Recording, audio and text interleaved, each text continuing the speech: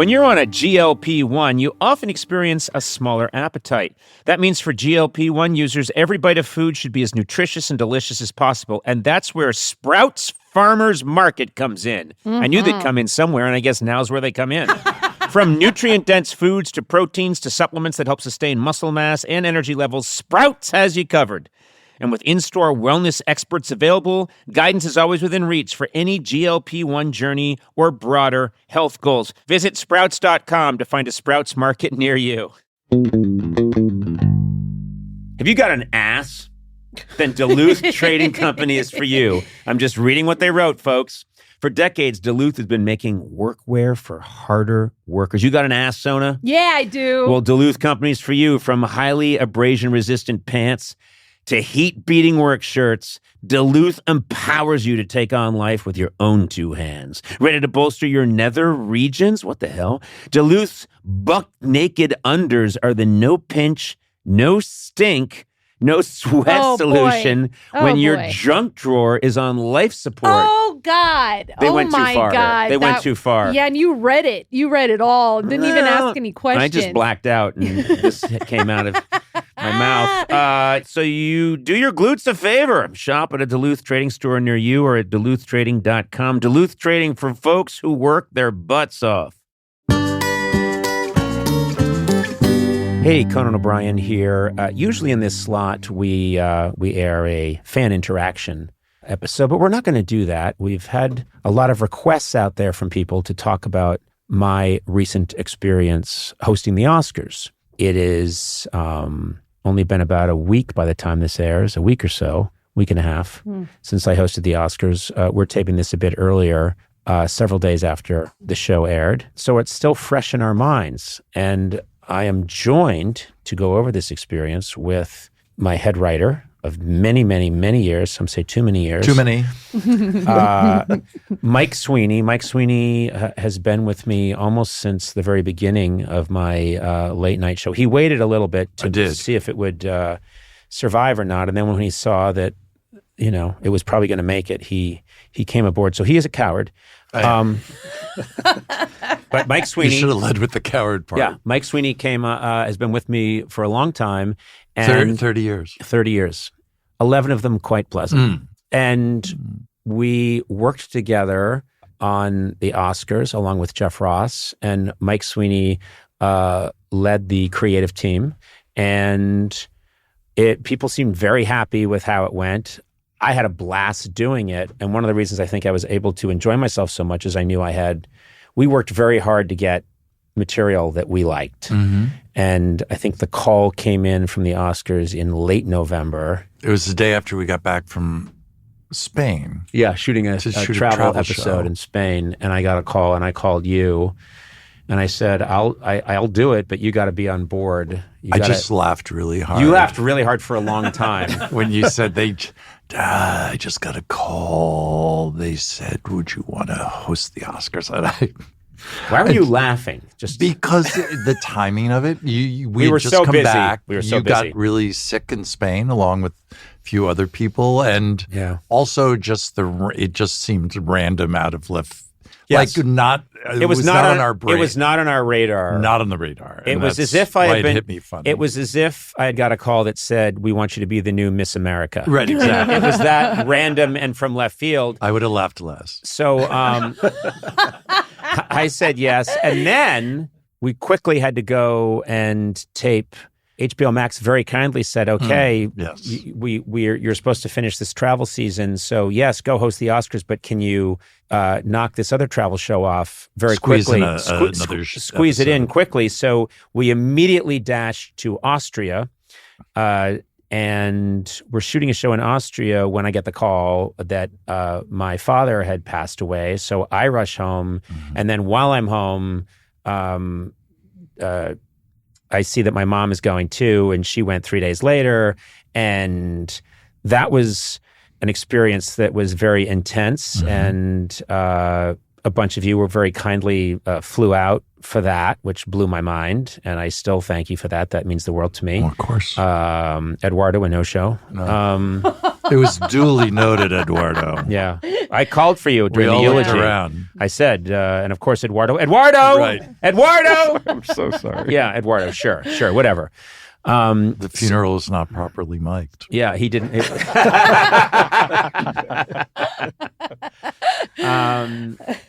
Well, I'm glad you can laugh at my parents' death. Yeah. No, I'm kidding. I'm laughing too, and they would have wanted that.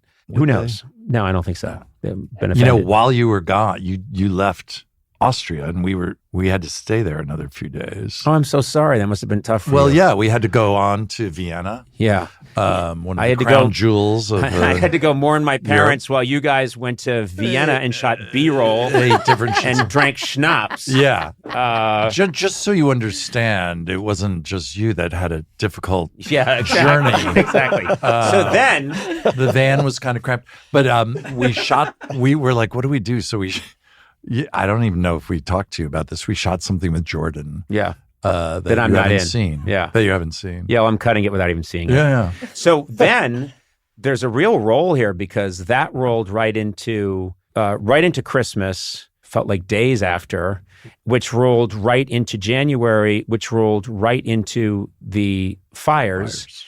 I've been living in a hotel since then. Right. And so I remembered us noticing that the Oscars are getting closer and closer. And because of all this madness, we haven't been able to get together in a room and get going. Mm-hmm. And so you were instrumental in putting together. I mean, some of the names were obvious because it's people you and I had worked with for a long time. But I think we put together a murderer's row of writers. Amazing Writers. Yes. We just laughed. I missed being in a room with this crew. Oh man! And we all assembled downstairs in this building. It's a big conference room there, and we just would laugh. And I would come all in. day. I would come in, and it was therapy for me because I would come in, and anyone who knows me knows that I'm like a fish in water. In tropical water when I'm in a writer's room. I'm just so happy to be around writers and to be joking around, usually riffing on things that could never make it into an Oscar show. Right. And there was plenty of that. Yes. But... and that was a good shorthand to bring this crew back that had already written for you, yes, they knew my style, and also just goofing around, like it was just an instant. But I mean, we should shorthand. Do it. Brian Kiley, Matt O'Brien, Laurie Kilmartin, Dan Cronin, Jesse Gaskell, and Jose Arroyo, who also work on the travel shows. Yep. Skylar Higley. Yep. And did we mention Brian Kiley? Oh, and by the way, yes, twice. Brian Kiley was also there. And then also Brian Kiley. Kiley, comma. Oh, and Scott Gardner came in to help shoot some of the amazing. He's amazing, and he helped give a great look to some of the things. Scott Gardner was a writer, on the TBS show. Josh Comer's fantastic. Did we mention Josh Kiley? Comer's? Brian Kiley. Yes. But also Berkeley Johnson. Berkeley Johnson. And you should see Berkeley's Johnson. It's a joke I've been doing for 15 years, and it's always better. I was, it's so satisfying, but we have to tell this story. Skylar Higley wrote the Drake joke. The halftime joke. Halfway through the Oscars. We're halfway through the Oscars, which means it's time for Kendrick Lamar to come out and call Drake a pedophile. And he wrote that joke, and today I was, this has happened to me a couple of times, but I walked to some store this morning to get a cup of coffee, and this young black gentleman came up to me and went, "Conan, I got to ask you, did you write that joke about Drake?" And I said, "I did not. That is the handiwork of Skylar Higley, and I got to give it up. I'm not that well versed in the rap battles, but I got major props from this gentleman. Excellent. And but we started working and then just generating ideas, and it's the same thing we've done back when we would do Emmy shows or any kind of Comic-Con shows, which is just generate thousands of ideas and throw most of them out. We had so many ideas that, like, you can't get too attached to any idea because you just know that things are going to get cut. And for example, we had a whole big cold open that we loved. And it was not the Substance cold open that we ended up going with. No, it was a different one. And it was basically hammered out before the fires, the idea of it before the fires happened. And then even after that, we kind of honed it. And it would have been like 3 or 4 minutes long. And it was you starting out in Wicked. So you're in a scene It was the idea that Conan's now going to goof on all the movies. Yes. And so it starts with me and I'm all green in Wicked, finishing Defying Gravity or one of those songs. Right. And I finish it. And then you cut to the next thing, which is Gladiator and clang, clang, clang with swords. And then you see that I'm a gladiator, but then you notice that I'm still green. And then you go on to Conclave and you see people voting with their ballots. And then one of the hands is still green. And then you cut to me in Dune and one of the characters, Javier Bardem, is saying, I can't hear you because they all wear those masks in the sand. Take it off. And I finally take it. What's your problem, man? And I take it off and I'm green. And he's like, what the hell, man? Did you start this with Wicked? And I went, yeah, and this stuff doesn't come off.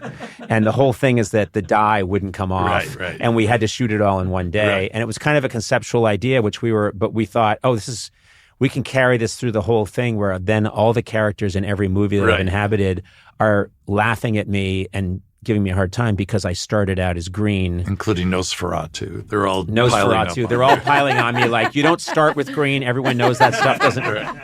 Everyone knows that stuff doesn't come off. You shoot the Wicked at the end. I know, but we had one day and no one told me. That's a good Bill Skarsgård. Thank you. So we thought that was... we were like, oh, yeah, this is the idea. Right. And then we realized this is so complicated to shoot, and it takes so many different setups, and started to kind of fall out of... Well, it was more... But also then the Oscars said we're opening, because of the fires, with this big... Yes, that's true. Musical tribute. And that, we were like, wait, you can't go 5-minute musical tribute and then go into a 5 or 4 minute. So we needed something piece. quick. So I was obsessed, always obsessed with coming out of Demi Moore's back, since I was a child. Yes. No, I mean that visual of my hair coming out of my head was something I was obsessed with, and that ended up being good. But it's one of the things you learn, which is that you constantly. It's with monologue jokes and it's also with bits. And this is more about the process.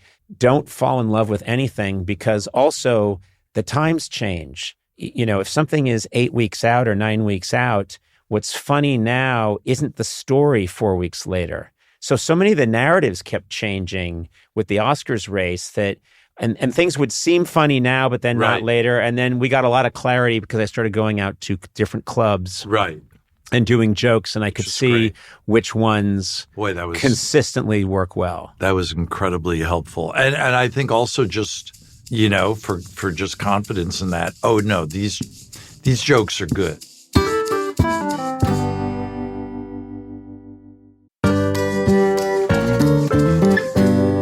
When it comes to health and wellness, you have to trust what you're putting in your body. You can't just grab anything, close your eyes, and jam it in your mouth hole. That's not the way to go. Yeah. Whether you're tackling fitness goals, a wellness routine, or shopping for family essentials, iHerb is one-stop shop for vitamins, supplements, sports nutrition, personal care, and even grocery, baby, and pet products. They do it all. Mm-hmm. For nearly 30 years, iHerb has delivered authentic wellness products sourced directly from trusted brands and authorized partners to more than 15 million customers worldwide. And if something doesn't meet your expectations, iHerb makes it right with easy returns and simple refunds. Visit iHerb.com and use code Conan for 20% off your order. Sona, what's a tradition in your home? My family always does a family picnic every That's nice. year. That's a with good all tradition. of my aunts, my uncles, my cousins. It's really fun. Well, guess what? No matter how big, small, or silly, traditions can bring people together. And Tostitos is there to celebrate the traditions that matter. They start with whole corn kernels to make masa the traditional way and bring you a variety of flavors like a hint of lime and Mexican street corn. I love street corn.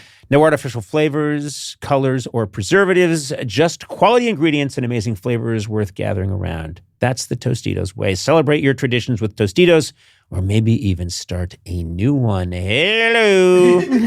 Tostitos. Tradition matters.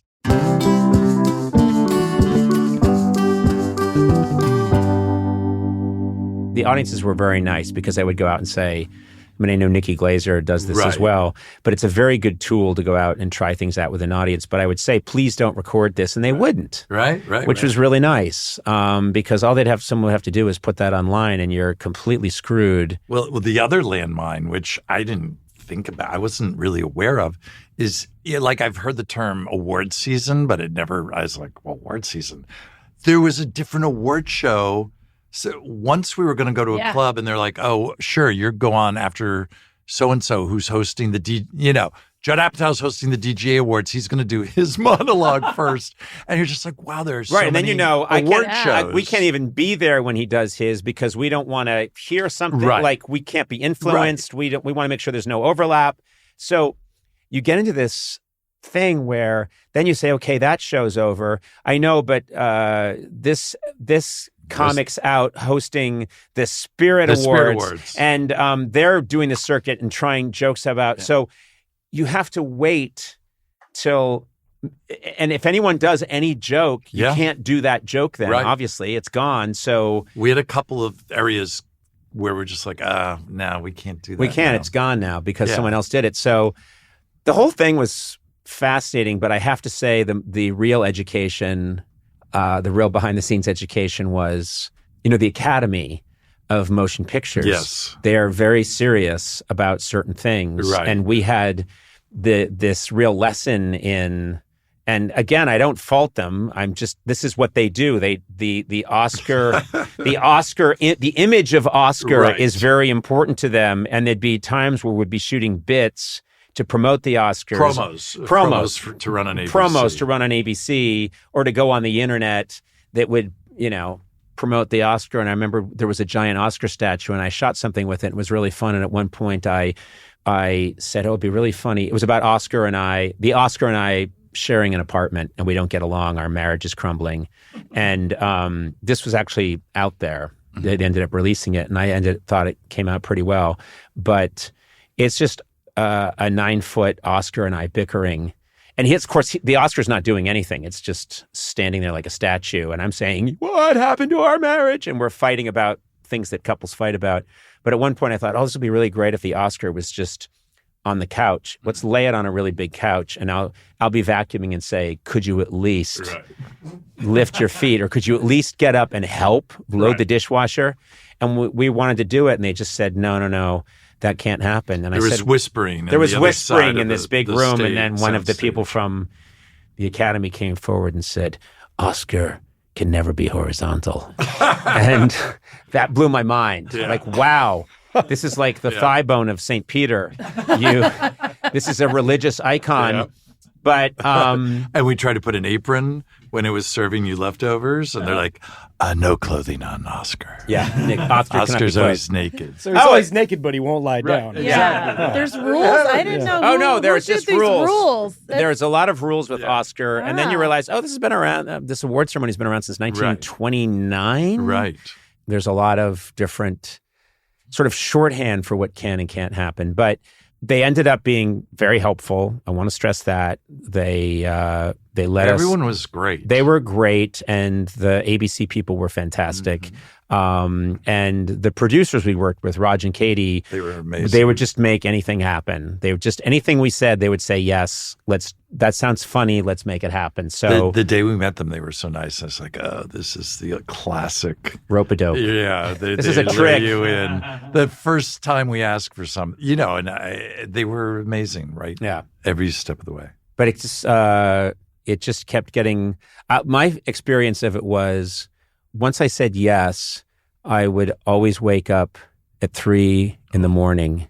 and look at the ceiling and go, what? That's what? I said yes to what? Oh, yeah. And then it takes about an hour and a half to get back to sleep. And that's just the deal. That's just what it's like.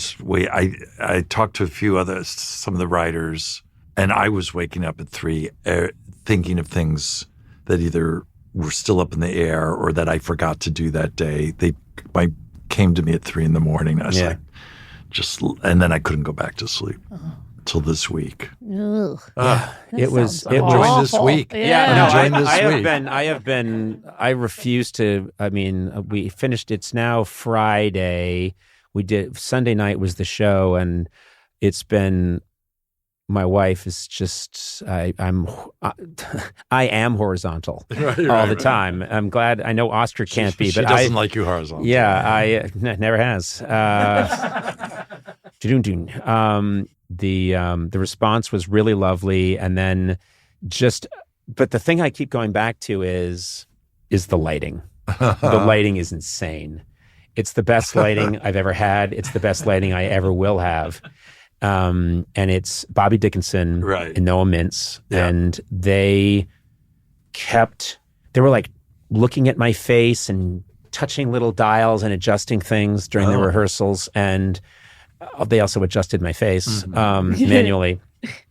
But I'm sorry. I swear to God, I looked at myself in a monitor at one point in rehearsal, and I'm like, who's that guy? It's not me. Yeah. And I know online people were speculating, did Conan get some work done or something? He's like, yeah, it's called lighting. It's called lighting, which, by the way, if you've checked out the podcast, this is not Oscar lighting. And pretty good. And also, we do these travel shows, and I'm always my brand of comedy has always been, hey, this could be really funny. Let's just go do it. Right. And we shoot it with no thought towards lighting, or I'll run into a 7-Eleven and do something. It's a documentary cruise style. It's a documentary cruise style, as if it were a war zone. Right. So I always look like a toy that a dog got a hold of and chewed up.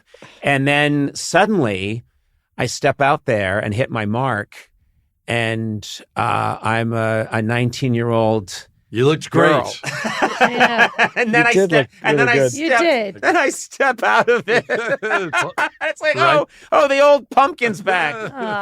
Boo. That's an intimidating room to be up on that stage and looking at all those people. Must have been. I think you were in the audience. So what was that? Yeah, what was it like that in the audience? Were you scared for me? Yeah, I was really. You can say it. I was a little nervous for you, and it was weird not to work it. It's one of the, those big events that I would normally have worked. I didn't work at the event. You brought tack. I brought tack, and we were sitting next to Kurt Russell and Goldie Hawn. Oh wow!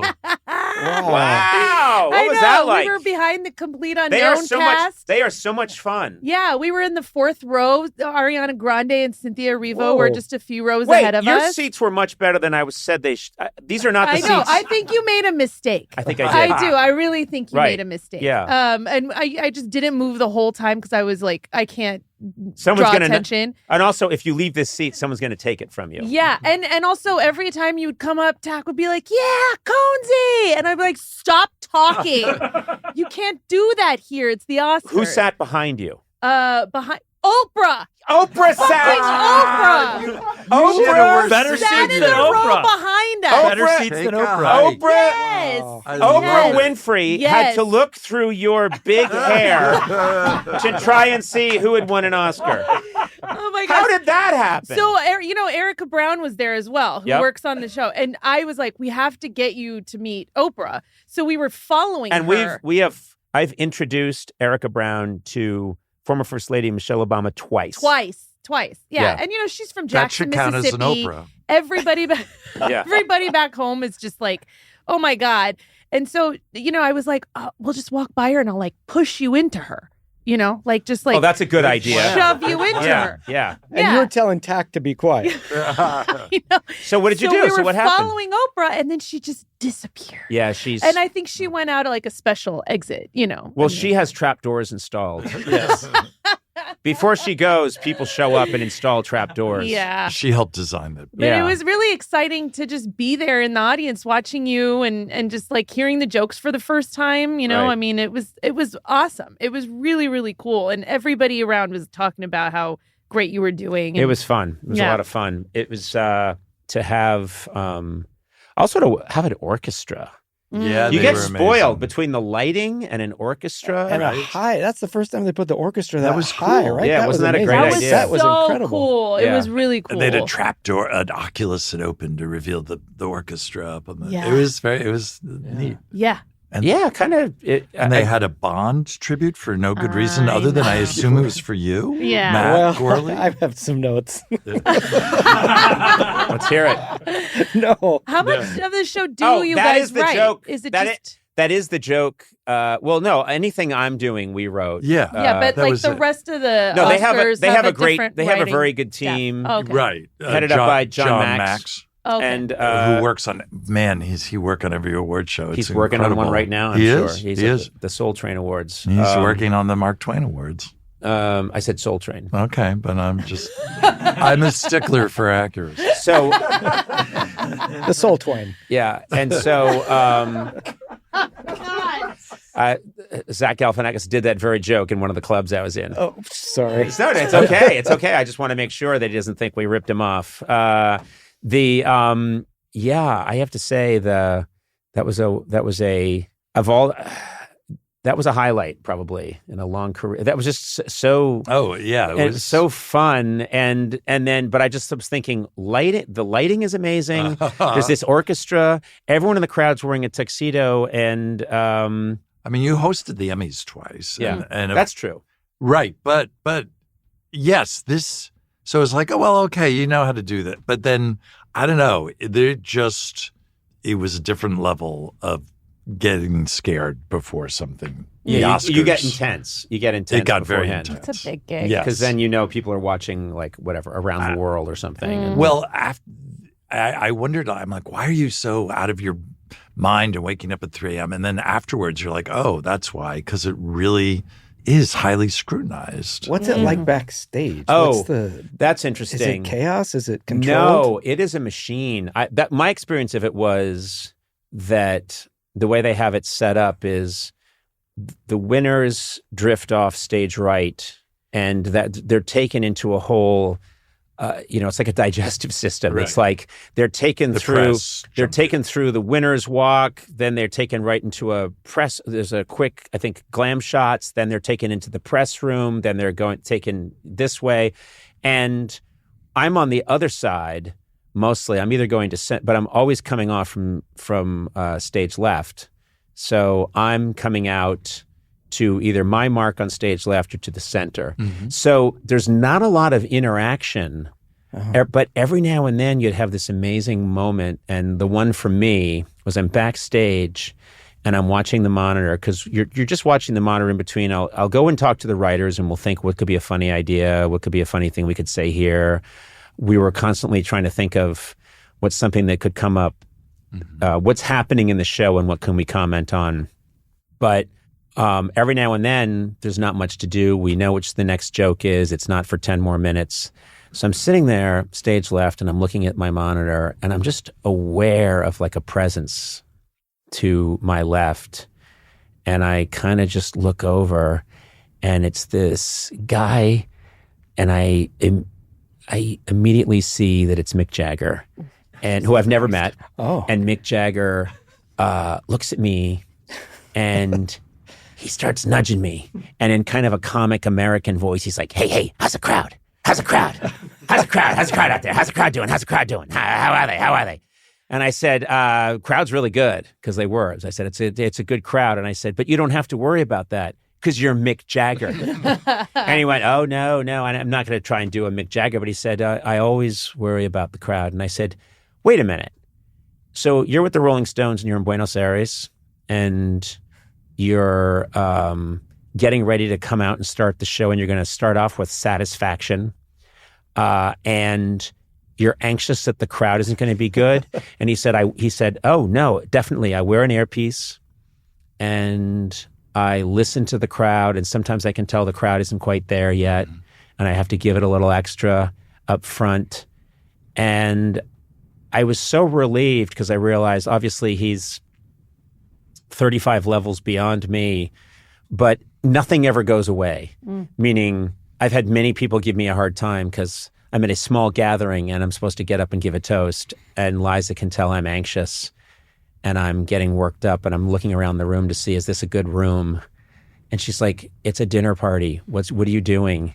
And I'm like, it just never goes away. You're always worried about that stuff. And to hear that Mick Jagger, who's, I believe, 81, the front man for the Rolling Stones, Oh my God. is asking people, asking me, how's the crowd?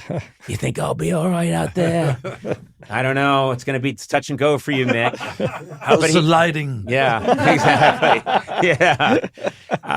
But I was kind of intimidated because I didn't know what he would be like. He was incredibly nice.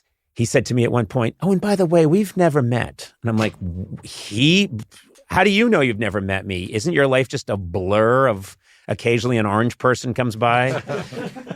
He was lovely. He was great and funny and thoughtful. And I had a great exchange with him. And then I knew I need to end this.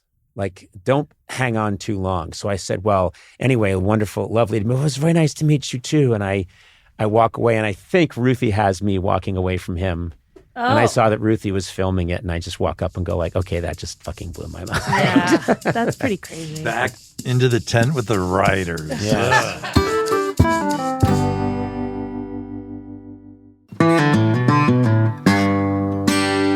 Big news, Sona. Yeah. Did you know T-Mobile recently partnered with the National Park Foundation? No way. Yep, they're making it easier to stay connected so you're free to wander. Well, that's really cool. And I love a national park. I really do. I do too. Now, there's one thing you have to have if you're doing that, good signal. It's Yeah. a priority. Mhm. Do you know what I mean? You got your maps, your music, this Absolutely. podcast. Yeah. So take America's Best Network plus their off-grid satellite coverage with you. Look, we're all a little spoiled, but we like to have access to all our stuff. And suddenly you don't have it because of a bad signal. That's when I throw my phone into the Grand Canyon. Oh, okay. Literally filled half the Grand Canyon with phones. That Then I seems got useful. T-Mobile, never had to chuck them again. You know? Good. So wander over to T-Mobile.com and switch. Best based on analysis by Ookla of speed test intelligence data for 2H 2025. Wow, that's some sentence. T-Satellite with capable device in most outdoor areas in U.S. where you see the sky. That's important. You got to see the sky. Yep. Service may be limited or unavailable. Included with Experience Beyond or $10 per month. Auto renews. Cancel anytime. That was probably meant to be said by a robot really quickly, but I just did it slowly so you could really understand. Disclaimer, please do not throw your phone into the Grand Canyon. Now, normally, Eduardo, you are sitting behind the board. You are the puppet master. You're working all the dials and switches, making this podcast happen. But I've asked you to step out. I'm nervous. And I think you're going to like this surprise. Okay. And it involves our friends at Miller Lite. I know that you're a massive football fan. That's right. Because we've caught you watching matches while we're taping a podcast, and you're clearly have just taped some of the buttons down into position so you can watch. I'm going to present to you Miller Time MVP Oh my God. match ball. This is Oh the my Miller God. Time MVP match ball. Wow. Look at this thing. Miller Lite knows you're a big fan, so they asked me to give this to you. And look at this. It holds up to 12 Miller Lights. This is Oh my incredible. God. Yes. Wow. I've been asked to specify, do not kick this ball. Oh, shoot. I was just Okay. going to ask that. No, do not Okay. kick this ball because 12 beers will go flying through the air. Tell me, how is this going to be used? Where is this going to go in your home? Instantly. I mean, I've been watching all the matches with friends and family. This is the perfect piece to Let me see. add Let me to check the this thing table. out. This is really Yeah, cool. here, you want one? Yeah. Oh, thanks a lot. Oh, look at Yeah. Thank you. Look at. Oh, it's cold. It keeps. Yes. Yes. I don't want to make any promises, but I think it's actually kept it kind of chilly, which is nice. Hey, well, cheers to you. I appreciate Cheers that. to you, Eduardo. Remember, celebrate responsibly. Miller Brewing Company, Milwaukee, Wisconsin. 96 calories and 3.2 carbs per 12 ounces. Sona, what's a tradition in your home? My family always does a family picnic every That's nice. year That's a with good all of tradition. my aunts, my uncles, my cousins. It's really fun. Well, guess what? No matter how big, small, or silly, traditions can bring people together. And Tostitos is there to celebrate the traditions that matter.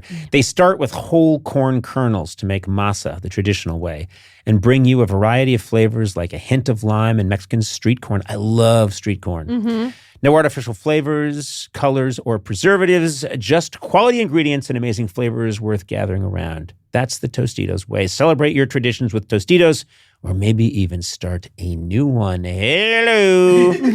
Tostitos. Tradition matters.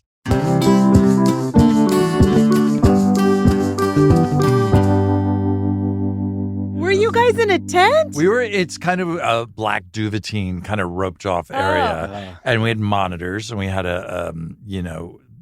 we had the scroll of the script. And so we would, like after Flow 1, Brian Colley had a joke about, it's the first win for Latvia. And Yeah. It's your move, it's your move, Estonia. Yeah. So And you then guys are on the fly, just like coming Right. up with things. And What's the there's- process of you doing that and then getting that into To the prompter. teleprompter for him in time? Like how much time was there? There was this producer named Rachel was right in the room with us, and she really helped with the script along the way. She was great. During the show, our script guy, John Croteau, who we could not have done any of this without. He's a hero. He came out from New York just to work on the show, which was amazing because he worked on walked. the old show. Walked the whole way. He walked the whole way. Because we wouldn't give him bus fare. Right, and he's right now only in Iowa. He's still on his way back home. But so we'd tell John, okay, let's do this, and then she'd talk to the prompter person, and it would come right up, and he'd read it and be like, "Get it? Okay, you've got 10 seconds to get out there." There was Oh, one. my God. a couple of Crazy. times, yeah. There was a moment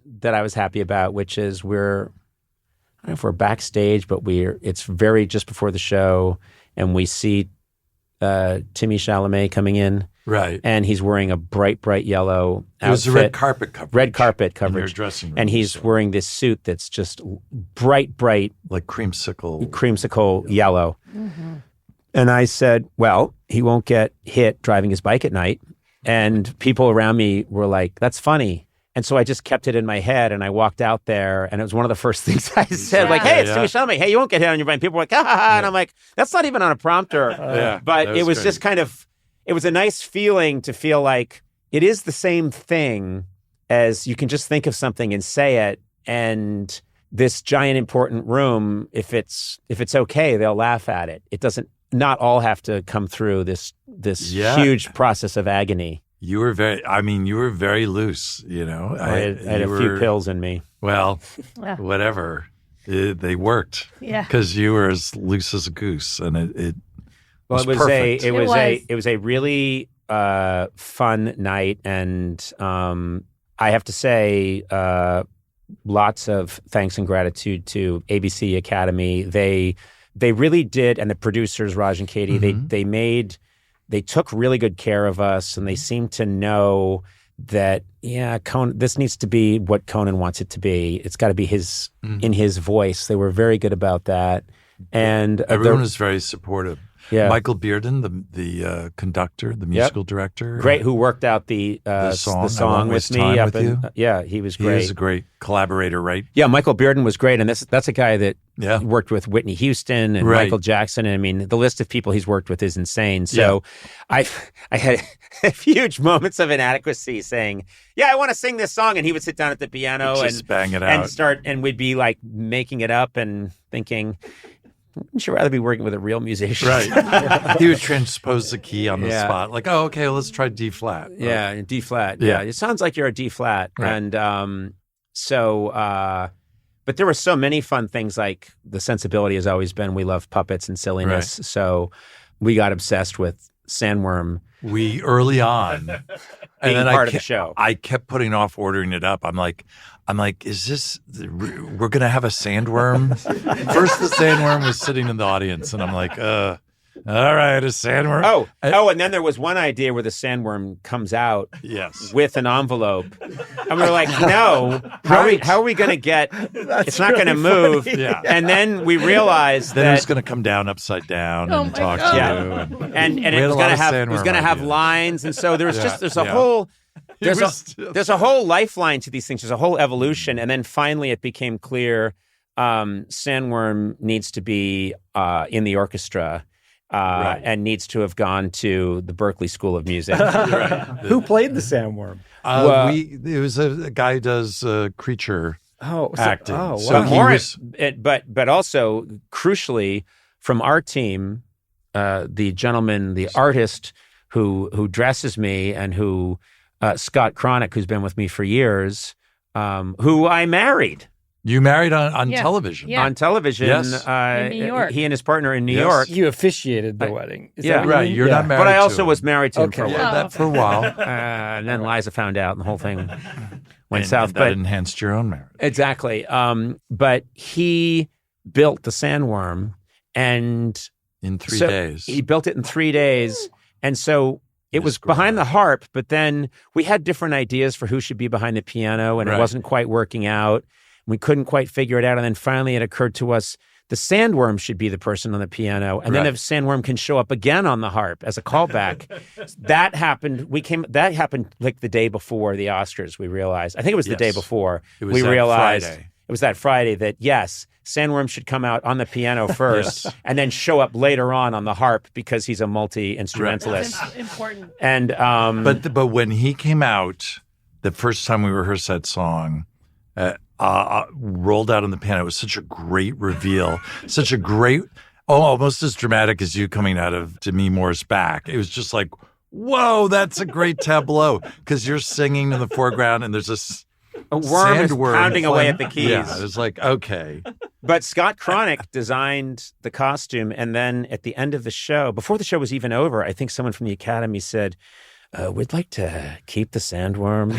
Like because they Oh, have I didn't- because they I have a didn't know that. museum. Oh, Yeah. yeah. So Great. So I don't know if it's ever going to happen, but if you go to the Academy Museum, God, you can I see hope. that It's you can just see there. you can see the shark Sure. from Jaws. Yeah. You know, you can see the snow globe from Citizen Kane, and there's right, Sandworm. There's Sandworm from the 97th Oscars, ruining the museum, dragging it all down. I heard So they had to get rid of the shark from Jaws to make room for the sandworm. the Sandworm. It's priorities, It's- but I think they have the right. The Sandworm ate the shark because and we he's mentioned- above it in the food chain. We mentioned Scott Gardner. He directed The Substance. We did a ad parody, Cinema Streams. Yeah. Did a great job of that, and then he shot our two Jeff Bezos arriving Those are so good. at the Oscars. Yeah. So. And a Matt reason, Shar a reason I'll edited never them. get a package again. Yeah. Yeah. Bezos is probably like, see to it he never gets a package again. He's petting a white cat. And yeah, Matt Shar, our Matt Shar, travel editor? show editor, Yeah. edited. Oh, if we're just going to list We were names, working I on can the do that travel too. shows during, we had to come in on the weekend and edit, and I didn't even tell you because I thought you'd be like, what do you do? Why are you working I on was so anything enraged when other people than the Oscars. when people would try to talk to me about the travel shows. right. Every now and then, Jeff Ross would say something like, "So anyway, if we do end up going to India, I'd be like, it's not about the Oscars. If it's not about the Oscars, I don't want to talk about it." Yeah. I learned. I'm a real pleasant chap. You know Not what? to Yeah, mention you it. were real pleasant leading up to your mind works constantly when you're focused on something. And, I feel like a lot of times when you're getting your creative energy out, you're just making fun of us more than you normally would. No. Yeah. No, that's I'm in your gonna say that's so. in your head. That's Do in you your feel head. that Yeah, way I too, felt Matt? that, yeah. I felt like it A was cloud just of it was anger and passion. it was just elevated. So it No. was a real joy for Hey, all of us listen. who work for you. It wasn't always easy to be around Picasso. Okay. But boy, did he fill a lot of museums with wonderful That's work. right. 2, 3, So 4. Picasso With and a sandworms. sandworm. Yeah. Those are my muses. But also, Yeah. Sweeney, weren't you? We were in What? Austria, and weren't you trying to then pull together this writers' room Yes. from across the world as well? In as Austria. during the day, you would be directing the Austria show, and then at night you would come back to the hotel, and then we would all chill, and you would be going and trying to pull together. This I was Yeah. on the phone with different writers' managers because initially it was Who are like, often funnier than the writers. yes, the managers were very Managers are entertaining. they got great ideas. They're great to chat with in Salzburg. And that was all coming together over there. Yeah, but then we ended up, we reassembled our old team, and it was the best move. They're the funniest. Yeah, it was so Of the much funny. fun.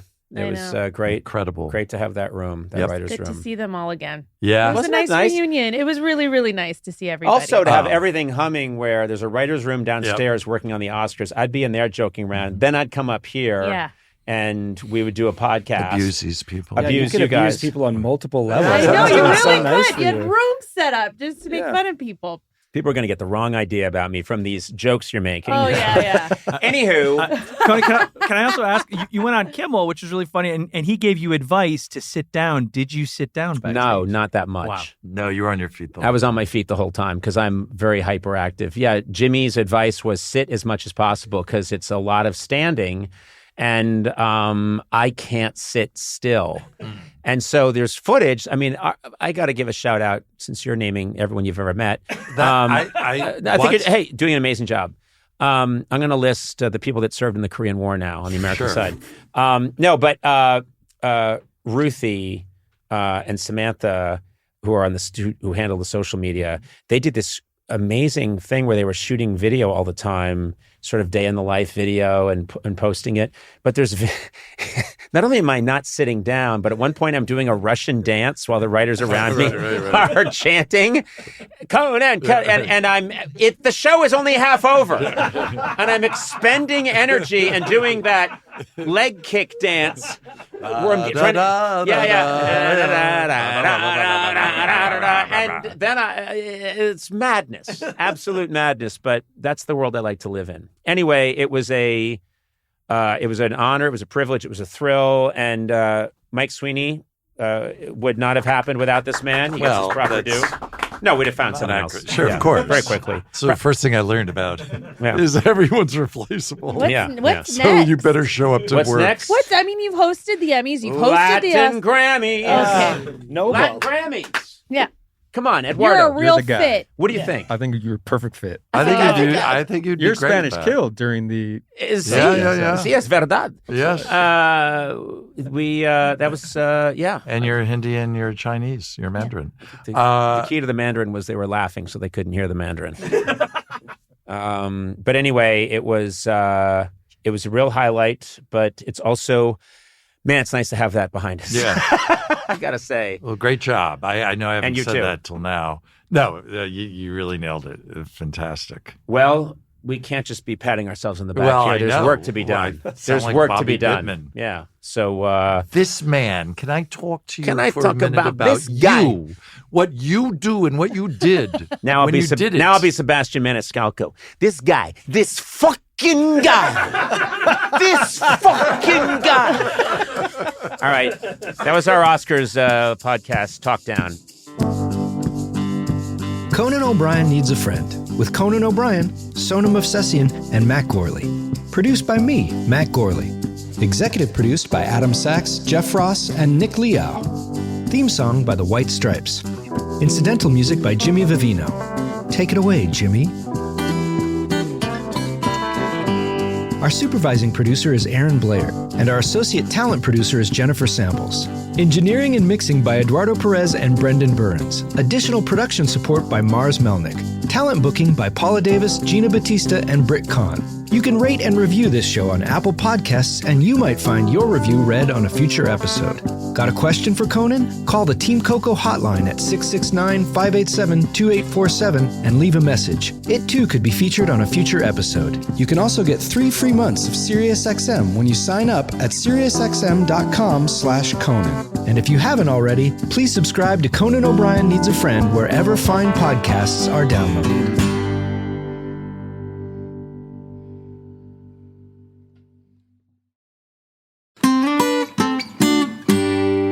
Finding a skilled hire takes more than just reviewing a resume. You know what I mean? You can't just go bleep, bleep, bleep, bleep.